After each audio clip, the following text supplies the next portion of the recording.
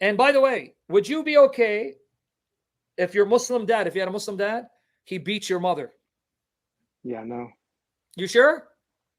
Yeah. Because the Quran says a Muslim man can beat his wife if he thinks she's being rebellious. Did you know that?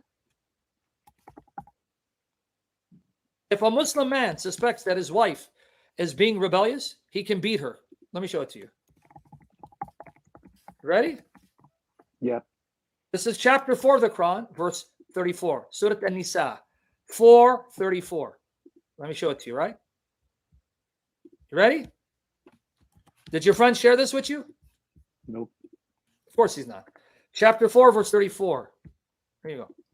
This is chapter 4 of the Quran, verse 34. Men are in charge of women because Allah had made the one of them to excel the other. So Allah made men to be superior to women. Okay? And because they spend of their property for the support of women.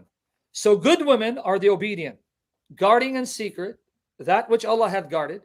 As for those from whom you fear rebellion, those women you think are going to be rebellious, admonish them, rebuke them, banish them to beds apart, throw them out of your bed, scourge them. Scourge them means beat them. Then if they obey you, seek not away against them. Lo, Allah's ever high, exalted, great. Pickthall translation. Let me give you a few more translations. And as for those women whose ill will you have reason to fear, admonish them first, then leave them alone in bed, then beat them. Muhammad Assad. So you're okay with your dad beating your mother? Absolutely not. If you fear high-handedness from your wives, remind them of the teachings of God, then ignore them when you go to bed, then hit them. Abdul Halim. These are Muslims. They're telling you this is what the Quran says. Hit them, beat them, scourge them. But those wives from whom you fear arrogance, first advise them, then if they persist, forsake them in bed, and finally, strike them. Muhammad, Sahih International. As for those from whom you fear disloyalty, admonish them, abandon them in their beds, and then strike them. Tala a itani. These are all Muslim translations. Let me give you a few more. That's why he's freaking out now, because now he sees, damn, he exposed my filthy Muhammad. And those whom you are afraid of their disloyalty in their marital duties, then advise them, keep away from them in beds, and if that or nothing else work, then spank them. So your dad can spank, hit, beat, strike your mommy. Then spank them fairly and not out of anger. Ali Bakhtiari Nijad. Final translation. Those from whom you fear rebelliousness, admonish them, desert them in the bed, and smack them without harshness. Hassan al-Fatih, Qaribul. And the comments in parentheses are not in the Arabic. So would you be okay if you walked in and your dad and he smacked your mother? Shut up! Bam! No. But Islam says no, he can do that. If he thinks your wife is not being, his wife, your mother is being faithful, he can yell at her. And if she doesn't straighten up, woman, let me show you how hard Muslim men used to beat women in Muhammad's time. Can I give you one example? Yeah. Now, here's the article, by the way. Private chat. Save these articles. Read them because he's going to lie to you. No, Arabic doesn't say that. He's full of crap. He's lying. So there's the link right there in private and for the rest of you. Let me show you now how hard these men would beat their women. You ready? I'm going to give you a link. Okay. Let me show you right here. Let me go here. Sahih Bukhari. Sahih Bukhari. Watch here. Let me get it here. Here you go. Sahih Bukhari. You ready, buddy? I don't know if you're ready. Okay. Here's the link. Click on it. This is right here for you. So you don't think I'm lying. Sahih Bukhari, folks. And I'm going to give it to you from sunnah.com. I'll show it to you from sunnah.com. All right. Volume 7, book 72. Let me get you another link so people don't say, oh, you're lying. Tham, you're a liar. Yeah, I'm quoting his own sources. Watch Muhammad. This is Muhammad for you. Okay, let me get it for you. Coward. You couldn't deal with it. Here it is, sunnah.com. Now click on this link. Here you go, my young friend. Here, click on this link. Everyone else click on it too. So you can read it with your own eyes on the Muslim website. Look at how hard the men used to beat the Muslim women.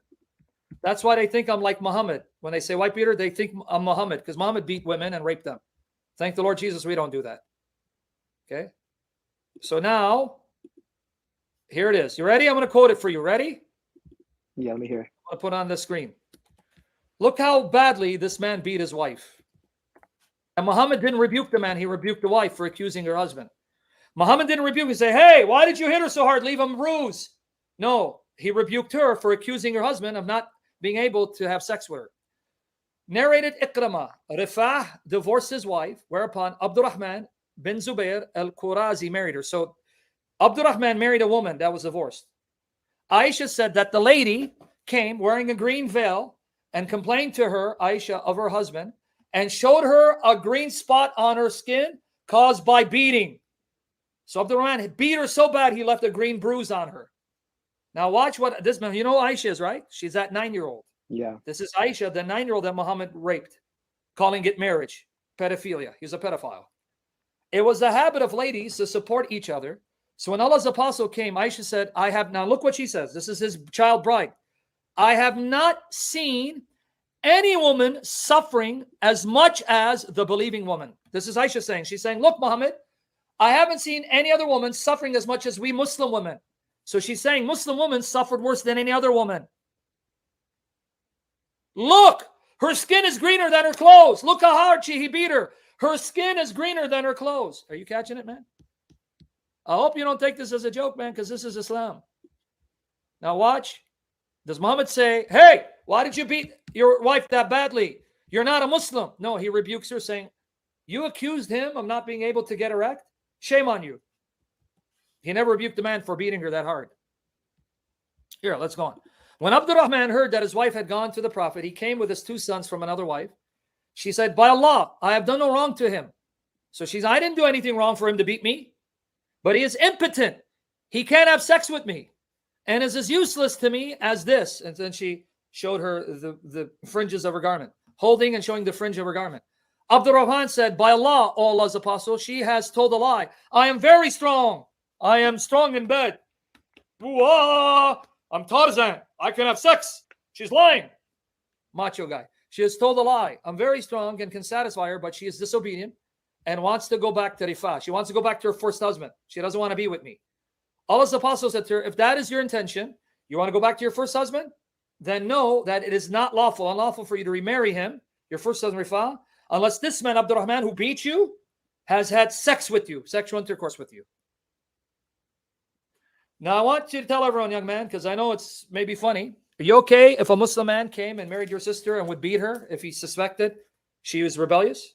Hell no. You okay if your dad was a Muslim and he beat your mom because he suspected she's rebellious?